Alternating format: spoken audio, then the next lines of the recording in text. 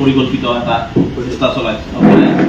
গতিকে হিমন্ত বিশ্ব শৰ্মা ডাঙৰীয়াৰ এই সংখ্যালঘুৰ ওপৰত কৰা অন্যায় আৰু অত্যাচাৰ আৰু সংখ্যালঘুৰ অধিকাৰ বিচাৰি আমি ৰাজপথলৈ ওলাই আহিব লাগিব, আমাৰ আন্দোলন কৰিব লাগিব, আইনগতভাৱে যুঁজিব লাগিব, তাৰ সিদ্ধান্ত আমি গ্ৰহণ কৰিছোঁ। আৰু ইছ্যুকেইটা কি বৰ্তমান আমাৰ সংখ্যালঘু সমস্যাৰ সৃষ্টি হৈছে। প্ৰথম কথা হৈছে USTR। চব মানুহে মানুহৰ ওপৰত আক্ৰোশ থাকিলেও এনেকুৱা আক্ৰোশ ভাৰতবৰ্ষৰ বুকুত আমি কেতিয়াও দেখা নাই। এজন USTMৰ আচাৰ্য যি ধৰণে কেৱল মাত্ৰ মুখ্যমন্ত্ৰী হিমন্ত বিশ্ব শৰ্মা ডাঙৰীয়া বেয়া পোৱাৰ কাৰণে তেওঁক গ্ৰেপ্তাৰ কৰা হ'ল, সম্পূৰ্ণ অবৈধভাৱে বেআইনীভাৱে যি ধৰণে গ্ৰেপ্তাৰ কৰি জেল হাজতত প্ৰেৰণ কৰি থকা হৈছে, জেল হাজতত ৰখাই থকাৰ ব্যৱস্থা কৰা হৈছে, এইটো সম্পূৰ্ণ অগণতান্ত্ৰিক আৰু আইন বিৰোধী। গতিকে এখন তীব্ৰভাৱে নিন্দা কৰিছোঁ আৰু গৰিহণা দিছোঁ। যদি ক'ৰবাত USTMৰ কৰ্তৃপক্ষই ক'ৰবাত কিবা ভুল কৰিছে সেয়া তদন্ত কৰি তদন্ত মৰ্মে আইনগত ব্যৱস্থা গ্ৰহণ কৰক। মুখ্যমন্ত্ৰীয়ে সেইবোৰ নকৰি মুখ্যমন্ত্ৰীয়ে যেতিয়াই দেখিছে যে বেছি দিনলৈ অন্যায় কৰি মানুহক জেললৈ ৰাখিব নোৱাৰি, তেতিয়া মুখ্যমন্ত্ৰী কি কৈ দিলে যে মেহবুবুল হক দীৰ্ঘদিন জেলত থাকিব লাগিব। মুখ্যমন্ত্ৰী আইন নে আদালত? মুখ্যমন্ত্ৰী কেনেকৈ গম পায় তেওঁ দীৰ্ঘদিন জেলত থাকিব লাগিব? আৰু মুখ্যমন্ত্ৰী এই কাৰণে কৈছে কাৰণ মুখ্যমন্ত্ৰী আক্ৰোশমূলকভাৱে লৈছে, কাৰণ তেওঁ ধৰ্মীয় সংখ্যালঘু। আমি স্পষ্ট কৰিব বিচাৰিছো তেওঁ ধৰ্মীয় সংখ্যালঘু মানুহ। আজি মেহবুবুল হকক কৰিছে, কাইলৈ আন এজনক কৰিব, আৰু এটাৰ পিছত এটা টাৰ্গেট মুখ্যমন্ত্ৰী ধৰ্মীয় সংখ্যালঘুক কৰি আছে। যেতিয়া তেওঁ দুটা কেছত বেল পালে, মুখ্যমন্ত্ৰী ইমানেই সৰ্বগ্ৰস্ত যে তেওঁৰ জেলত বেছি দিন ৰাখিবৰ কাৰণে কিছুমান ছাত্ৰৰ অভিভাৱকক মাতি পুলিচে ভাবুকি দি FIR লঞ্চ কৰাই তেওঁক আৰু বেছি দিন জেলত ৰখাৰ ব্যৱস্থা কৰাই আছে। আইন কানুন চাওক, পুলিচ গৃহ বিভাগক কেনেদৰে এজন মুখ্যমন্ত্ৰীয়ে ব্যৱহাৰ কৰিছে হাতৰ পুতলা হিচাপে। এজন মানুহক কোনোবা গাৰ্জিয়ানে, বৰপেটাত বহু গাৰ্জিয়ানে ছচিয়েল মিডিয়াত লিখিছে বৰপেটাৰ আৰক্ষীয়ে তেওঁলোকে মাতি আনি 24 ঘণ্টা বহাই ৰাখি ভাবুকি দিয়া হৈছে, আপোনালোকৰ ছোৱালী ল'ৰা কিয় পঠাইছে, আপোনালোকে FIR দিয়ক। গোসাইগাঁৱত তেনেকুৱা ধৰণৰ কৰা হৈছে। শোণিতপুৰত আপোনালোকে চালে নিজ পিতৃয়ে নিজ মুখেৰে ক'লে ছাত্ৰজনক যে মই ভাবুকি দি উকা কাগজত চহী লোৱা হৈছে। আৰক্ষীও কিমান তললৈ নামিব বিচাৰিছে। যাৰ প্ৰতি আস্থা আৰু বিশ্বাস মানুহৰ আছে, আৰক্ষীৰ প্ৰতি এটা বিশ্বাস থাকে, সেই আৰক্ষীও মুখ্যমন্ত্ৰীৰ গোলাম হিচাপে কেনেকুৱা ধৰণে আচলতে কেৱল মাত্ৰ মেহবুবুল হকক বেছি দিন জেলত ৰাখিবৰ কাৰণে এনেকুৱা ধৰণৰ কাৰ্যসূচী ৰচনা কৰিছে। গতিকে আমি ইয়াক তীব্ৰ নিন্দা কৰিছোঁ, গৰিহণা দিছোঁ। মুখ্যমন্ত্ৰী ডাঙৰীয়াক এটা কথা ক'ব বিচাৰিছোঁ, ক্ষমতাৰ মূৰত ধৰাটো উচিত নহয়। বিজেপি দলৰ, বিজেপি চৰকাৰৰ ক্ষমতা সদায় নাথাকে আৰু মানুহক এনেকুৱা ধৰণৰ অন্যায় কৰি অত্যাচাৰ কৰি দবাই ৰাখিব নোৱাৰি। গতিকে ইয়াৰ তীব্ৰ প্ৰতিবাদ সমগ্ৰ অসমতে হ'ব। আৰু মেহবুবুল হকৰ লগত যি অন্যায় কৰা হৈ আছে কেৱল মাত্ৰ তেওঁ ধৰ্মীয় সংখ্যালঘু হোৱাৰ বাবে কৰা হৈ আছে। আৰু হয়তো কাৰণ অসমত কি ধৰ্মীয় সংখ্যালঘুসকলে স্কুল খুলিব নোৱাৰিব, বিজনেছ কৰিব নোৱাৰিব? তেওঁলোকৰ স্বাধীনতা নাই নেকি? তেওঁলোকৰ জীয়াই থকা স্বাধীনতা, বাক স্বাধীনতা, তেওঁলোকৰ শিক্ষাৰ স্বাধীনতা কোনো নাই নেকি? এইবোৰ খৰ্ব কৰাৰ অধিকাৰ মুখ্যমন্ত্ৰীক দিয়া হৈছে নেকি? সংবিধানৰ শপত খাই মুখ্যমন্ত্ৰী এইবোৰ কাম কৰে নেকি? গতিকে এই ক্ষেত্ৰত আমি তীব্ৰ বিৰোধিতা কৰিছোঁ। তাৰোপৰি দেখিছোঁ মুখ্যমন্ত্ৰী চাওক সংখ্যালঘুসকলক তিল তিলকে, এইজন মুখ্যমন্ত্ৰী কিমান মিছলীয়া। তেওঁ কি কয় মাদ্ৰাছা পঢ়িব নালাগে, ল'ৰা ছোৱালী ডক্টৰ ইঞ্জিনিয়াৰ হ'ব লাগে। ভাৰতবৰ্ষৰ বুকুত বা বিশ্বৰ বুকুত যদি কোনো ৰাজনৈতিক মিছলীয়া ৰাজনৈতিক ব্যক্তি আছে সেইজনে হৈছে হিমন্ত বিশ্ব শৰ্মা ডাঙৰীয়া।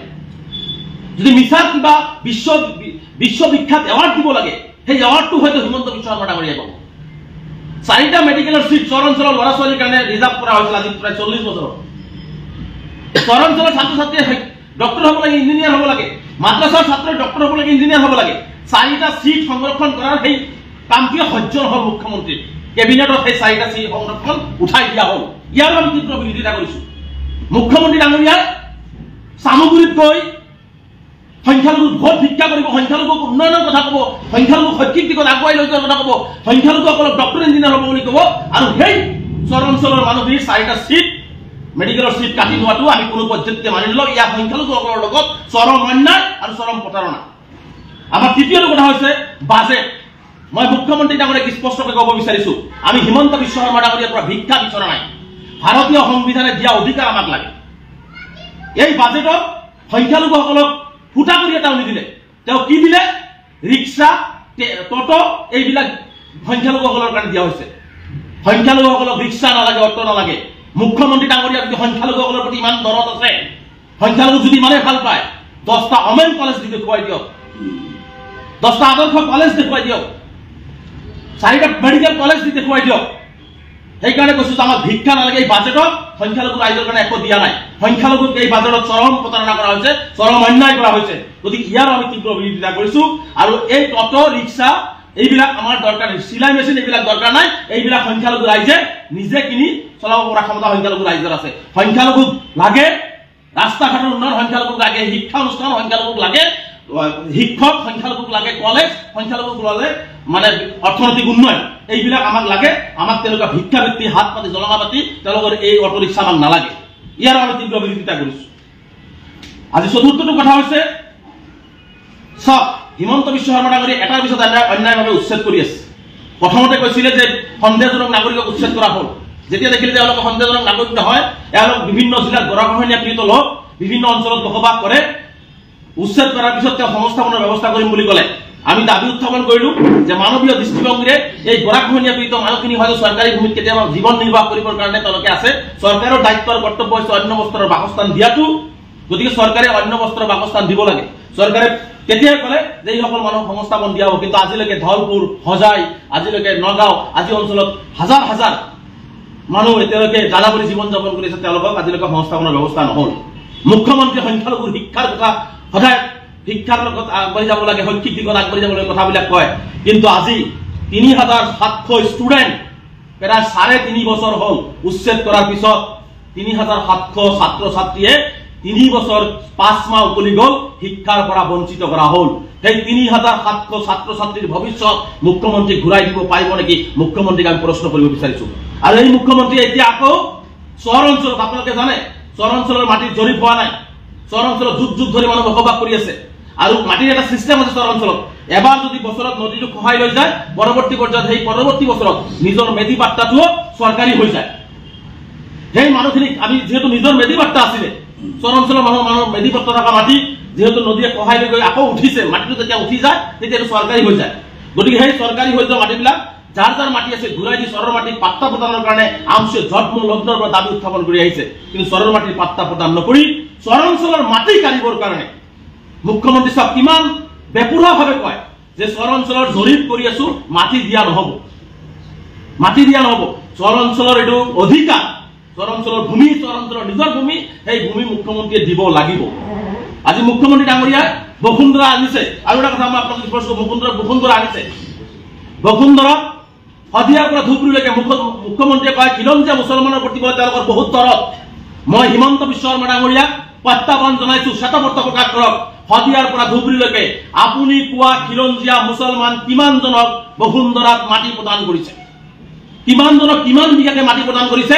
যদি বহুত সাহস আছে মুখ্যমন্ত্ৰীয়ে সাহসেৰে শ্বেতপত্ৰ প্ৰকাশ কৰি খিলঞ্জীয়া মুছলমান প্ৰতি দৰদ দেখুৱাওক। মুখ্যমন্ত্ৰী এটাই লক্ষ্য, ধুবুৰীৰ পৰা শদিয়ালৈকে সংখ্যালঘুসকলক বিভাজন কৰিব আৰু সংখ্যালঘুৰ নামত সংখ্যালঘু মুছলমানক বিভিন্ন প্ৰকাৰে ভাগ কৰিব আৰু তেওঁলোকক অৰ্থনৈতিকভাৱে দবাবলৈ চেষ্টা কৰিব। কোনো মুছলমানক এটা ভাল নাপায়। তেওঁৰ টাৰ্গেটে হৈছে অসমৰ মুছলমানক অন্যায়ভাৱে প্ৰতাৰণা কৰা, অন্যায়ভাৱে অত্যাচাৰ কৰাটো অসমৰ ধৰ্মীয় সংখ্যালঘুসকলক। গতিকে চহৰ অঞ্চলৰ মাটি জৰীপ কৰাৰ লগতে চহৰ অঞ্চলৰ মাটিৰ পট্টা প্ৰদানৰ আমি দাবী উত্থাপন কৰিছো। তৃতীয়টো কথা আহিছে ইয়াত ৱাকফ বোৰ্ড। এই ৱাকফ বোৰ্ডৰ সম্পত্তি আমাৰ পূৰ্বজসকলে এই পিছপৰা ধৰ্মীয় সংখ্যালঘুসকলক চাচাৰ কমিটিৰ প্ৰতিবেদন মতে এই পিছপৰা সংখ্যালঘু জনগোষ্ঠীটো হৰিজন জনগোষ্ঠীতকৈ তেওঁলোকৰ লিভিং ষ্টেণ্ডাৰ্ড ইমানেই তলত আছে। গতিকে সেই জনগোষ্ঠীৰ নিজৰ পৈতৃকভাৱে তেওঁলোকৰ পূৰ্বজসকলে এই মাটিখিনি আমাৰ সংখ্যালঘুসকলৰ উন্নয়নৰ কাৰণে দিয়াৰ ব্যৱস্থা গ্ৰহণ কৰিছে। আৰু এই মাটিটো এই ৱাকফ বোৰ্ডৰ সম্পত্তিও এতিয়া চৰকাৰে জিলা আয়ুক্তৰ জৰিয়তে তেওঁলোকে নিজৰ হাতত লৈ ইয়াক লুণ্ঠন কৰিবৰ কাৰণে এটা বিল আনিব বিচাৰিছে। ইয়াৰো আমি তীব্ৰ বিৰোধিতা কৰিছো। আমি কোনো পদ্ধতিতে এই বিল পাছ হ'বলৈ নিদিওঁ। ইয়াৰ আমি তীব্ৰ বিৰোধিতা কৰি যাম। এই সম্পত্তি আমাৰ পূৰ্বজসকলৰ সম্পত্তি। এই সম্পত্তিৰ অধিকাৰ কেৱল যিসকল সংখ্যালঘুৰ ওপৰত ন্যস্ত কৰা হৈছে তেওঁলোকেহে পাব। ইয়াত কোনো ধৰণৰ চৰকাৰী হস্তক্ষেপ আমি কোনো পদ্ধতিতে মানি নলওঁ।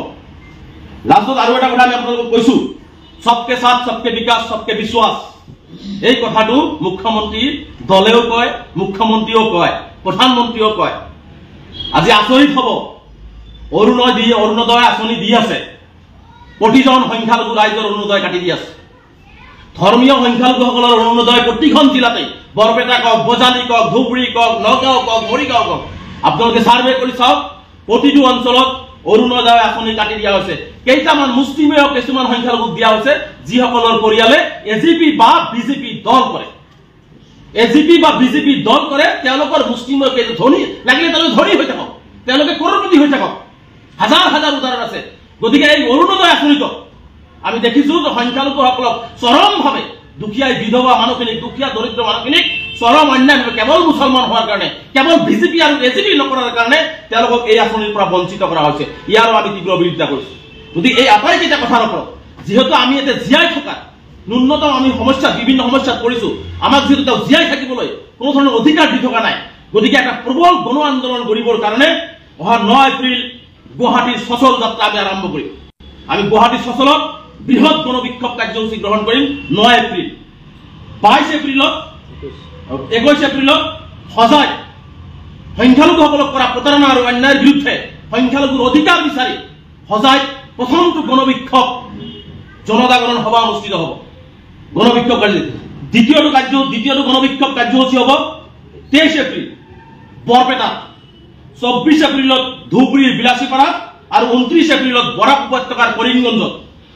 প্ৰথমটো হৈছে 9 এপ্ৰিল আমি গুৱাহাটীত, 21 এপ্ৰিলত সজাই, 23 এপ্ৰিল বৰপেটা, 24 এপ্ৰিল ধুবুৰী বিলাসীপাৰা, 29 এপ্ৰিল বৰাক উপত্যকাৰ কৰিমগঞ্জত আমি গণবিক্ষোভ বৃহৎ হাজাৰ হাজাৰ সংখ্যালঘু ৰাইজক লগত লৈ গণবিক্ষোভ কাৰ্যসূচী ৰূপায়ণ কৰিম। আৰু এই ক্ষেত্ৰত মই ধৰ্ম নিৰপেক্ষ সাম্প্ৰদায়িক শক্তিক প্ৰতিহত কৰা প্ৰতিজন সংখ্যাগুৰু, বুদ্ধিজীৱী, ৰাইজ, সাংবাদিক বন্ধুসকলৰ লগতে সংখ্যালঘুসকলক বিভিন্ন দল, সংগঠন, ৰাজনৈতিক অৰাজনৈতিক সকলো ব্যক্তিক সংখ্যালঘুৰ অস্তিত্ব ৰক্ষাৰ স্বাৰ্থত আমচুৰ এইকেইটা আন্দোলনত স্বতঃস্ফূৰ্তভাৱে অংশগ্ৰহণ কৰিবলৈ আমচুৰ ফালৰ পৰা আমি বিনম্ৰতাৰে অসমবাসী ৰাইজৰ লগতে সংখ্যালঘু সমাজক আহ্বান জনালো। আৰু ইয়াক আমি এটা প্ৰতিৰোধী সংগ্ৰাম হিচাপে হিমন্ত বিশ্ব শৰ্মাৰ দিছপুৰ কপাই আমি দেখুৱাই দি আমাৰ অধিকাৰ আমি কাঢ়ি অনাৰ ব্যৱস্থা কৰিব লাগিব। আৰু সেইকাৰণে মই সকলো ৰাইজৰ, সকলো দল সংগঠন, সাংবাদিক বন্ধুসকল আৰু বিশেষকৈ সংখ্যালঘু সম্প্ৰদায়ৰ যিমান দল সংগঠন আছে, যিমান বুদ্ধিজীৱী আছে, সাহিত্যিক আছে, যিমান ৰাজনৈতিক অৰাজনৈতিক ব্যক্তি আছে, সেইবিলাক স্বতঃস্ফূৰ্তভাৱে আমচুৰ এই আন্দোলনত অংশগ্ৰহণ কৰি হিমন্ত বিশ্ব শৰ্মা ডাঙৰীয়াৰ প্ৰতিটো অন্যায়ৰ জবাব দিবৰ কাৰণে মই ৰাইজলৈ আহ্বান জনাইছো। এইখিনি আছিল আজি আমাৰ সংবাদমেলৰ মূল বিষয়বস্তু। গতিকে আপোনালোকৰ যদি কিবা আছে আপুনি সুধিব পাৰে। অনুমতি পাইছে নেকি? অনুমতি চৰকাৰৰ ফালৰ পৰা? নহয়, আমি এতিয়া অনুমতি পাওঁ নাপাওঁ, আমি গণবিক্ষোভ কাৰ্যসূচী ৰূপায়ণ কৰিম। কাৰণ আমি এতিয়া আমাৰ সৰ্বোচ্চ হেৰুৱাই পেলাইছো। হিমন্ত বিশ্ব শৰ্মা তিলকে অসমৰ সংখ্যালঘু সমাজক আজি কোনো এটা বিজনেছ কৰিব নোৱাৰে, চাকৰি বাকৰিটো কথা নাই, ঠিকা ঠুকৰিৰ কথাটো নাই। আজি প্ৰত্যেকটো ক্ষেত্ৰতে অন্যায়ভাৱে চৰম অন্যায় অত্যাচাৰ কৰি আছে। গতিকে চৰম অন্যায় যেতিয়া আমি ৱালটো পাই গৈছো, আমাৰ পিছফালে যাবলৈ আৰু ঠাই নাই। গতিকে সমূহৰ পৰা গণতান্ত্ৰিকভাৱে আমাৰ অধিকাৰ কাঢ়িবৰ কাৰণে আমি যিকোনো পৰ্যায়ৰ আন্দোলন কৰিবৰ কাৰণে সাজু হৈছো। আৰু সেইকাৰণে ৰাইজৰ আমি সহযোগিতা বিচাৰিছো। এতিয়া বহু সংখ্যালঘু নেতা একেলগে বিজেপিত আছে, বিজেপিত কৰি আছে আৰু বিজেপিৰ জনসংগঠন তেওঁলোক আছে। হবিব মহম্মদ চৌধুৰীকে ধৰি কেইবাগৰাকী নেতাক দেখা পোৱা গৈছে, তেওঁলোকে বিজেপি আদৰ্শত বৰ্তমান এতিয়াও বিদ্যমান। চাওক, সংখ্যালঘু ৰাইজক এনেকুৱা ধৰণে চৰম নিকৃষ্ট মানুহ মানে কথা বৰ্তা কোৱাৰ পিছত, সংখ্যালঘু ৰাইজক চৰম অন্যায় কৰাৰ পিছত, খিলঞ্জীয়া অখিলঞ্জীয়া খালি কেৱল ভাগ কৰি কাকো একো শূন্য দি সংখ্যালঘুসকলক প্ৰতাৰণা কৰাৰ পিছত যদি কোনোবাই বিজেপি কৰি আছে, বিজেপিৰ আদৰ্শত আছে, তেনেহ'লে তেওঁলোকে জাতিটোৰ প্ৰতি, সংখ্যালঘু সমাজৰ প্ৰতি কিমান দায়বদ্ধ সেইটো অসমবাসী ৰাইজে বিবেচনা কৰিছে। সেইকাৰণে আমি কৈছো যে এই আন্দোলনকেইটাত আমি স্বতঃস্ফূৰ্তভাৱে সংখ্যালঘু ৰাইজৰ আৰু সংখ্যাগুৰু ধৰ্ম নিৰপেক্ষ ৰাইজৰ আমি সহযোগিতা বিচাৰিছো। আৰু এইটো কথা স্পষ্ট, এই আন্দোলনখিনিত সংখ্যালঘু ৰাইজৰ যিসকল নেতা পালেনেতা আছে যদি অংশগ্ৰহণ আমি দেখিবলৈ নাপাওঁ, আগন্তুক দিনবিলাকত ৰাজনৈতিকভাৱে তেওঁলোকক প্ৰত্যাহ্বান জনাবৰ কাৰণে, জাতিটোক সুৰক্ষিত ৰাখিবৰ কাৰণে তেওঁলোকক প্ৰত্যাহ্বান জনাবৰ কাৰণে আমি সাজু হৈছো।